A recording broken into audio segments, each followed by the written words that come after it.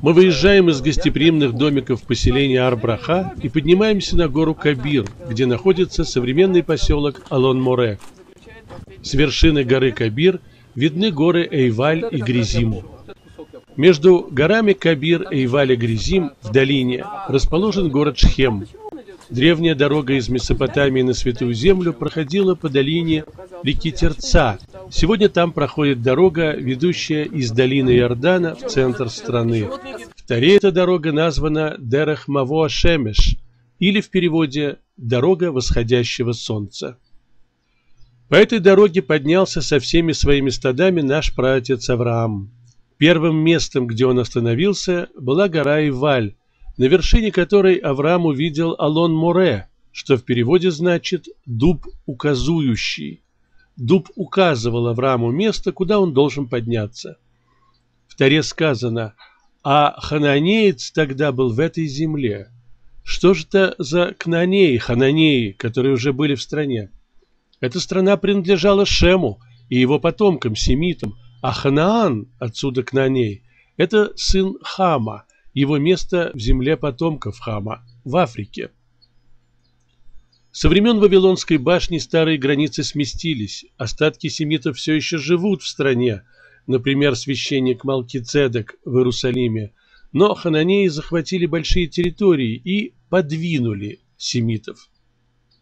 Авраам возвращается в землю Шема, родовое наследие семитов. Он строит жертвенник Богу, который впервые обещает ему здесь: «Потомству твоему отдам я эту страну». Бог предлагает Аврааму посмотреть на всю землю, которую он обещает отдать его потомкам. Только с горы Эйваль видно всю землю, так как она самая высокая из всех вокруг. Гора Эйваль лежит прямо на пути следования Авраама. Именно сюда, через многие сотни лет после Авраама, Моше посылает Иошуа и весь еврейский народ, прощаясь с ними после 40-летних скитаний по пустыне. Сам Моше никогда на Святой Земле не был, но, видимо, географические названия мест еврейская традиция передавала из уст в уста. Доказательство наших прав на эту землю – это обещание, данное Богом Аврааму. Именно поэтому Иошуа бен Нун приводит сюда еврейский народ. Мы не завоеватели, не захватчики. Мы пришли взять свое, то, что обещано нашим предкам. Мы освобождаем землю от разных завоевателей. Неважно, сколько времени мы не были здесь, 200, 400 или 2000 лет.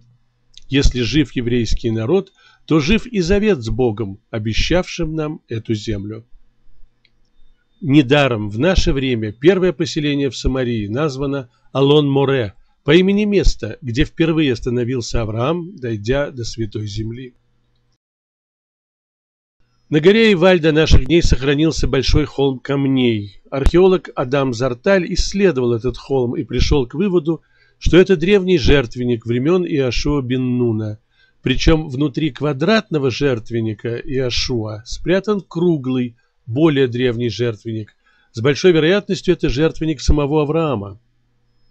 Вокруг жертвенника хорошо сохранился низкий каменный забор. Это граница территории, на которой можно есть жертву. Найденные на месте кости животных подтверждают, что обнаруженный жертвенник возведен Иошуа. Все эти животные кошерны, более того, все они годовалые самцы, как это требовал от жертвенных животных еврейский закон. На экране вы видите дым, который поднимается с жертвенника Иошуа, а также низкий заборчик вокруг территории святости, точно в соответствии с макетом на картинке.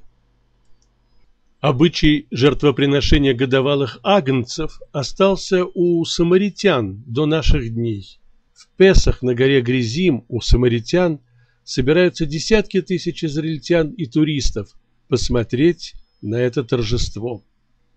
В дальнейшем по той же дороге восходящего солнца возвращается Яков из Харана со всем своим семейством, стадами и богатым жизненным опытом. Возвращается, получив новое имя – Исраэль, возвращается к отцу в Хеврон и на могилу матери в пещеру Махпела. При переходе через реку Ябок происходит встреча Яакова с ангелом. Здесь он получает новое имя. Не Яаков будет имя твое, а Израиль, ибо ты боролся с ангелом и с людьми и победил. В месте под названием Суккот, после встречи с Исавом, Яаков построил дом и шалаши для скота. Здесь он, видимо, задержался, обрадовавшись благополучному разрешению проблемы с братом. Вероятно, здесь зачат последний, 12-й сын Яакова, Биньямин. При бегстве из дома отца Рахель, любимая жена Яакова, еще не беременна. При встрече с отцом она не встает с седла, говоря: «Я не могу встать перед тобой, ибо у меня обычное женское». Ее муж Яаков наверняка заподозрил бы что-то неладное, если бы Рахель обманывала. Из этого можно сделать вывод, что зачатие Биньямина происходит позже, вероятно, в Суккоте. В дальнейшем именно Биньямин стал тем братом, который объединяет 12 колен Израиля. В наделе Биньямина стоял Иерусалимский храм, в наделе Биньямина происходят все главные чудеса Танаха.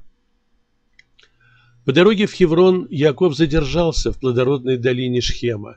Вторая земельная сделка, описанная в Торе, это покупка участка земли Яаковом. На этом купленном Яаковом участке находится кавер Йосеф, могила Иосифа, кости которого евреи выносят из Египта во время исхода. Что же осталось нам сегодня от времен праотцев? Что можно посмотреть и пощупать? Пещера праотцев в Хевроне и могила Йосефа в Шхеме. Уникальность этих мест в том, что даже привыкшие все критиковать и оспаривать евреи в вопросе подлинности захоронений проявляют удивительное единство. Здесь, на месте этих древних могил, историческая, археологическая и теологическая правды сходятся.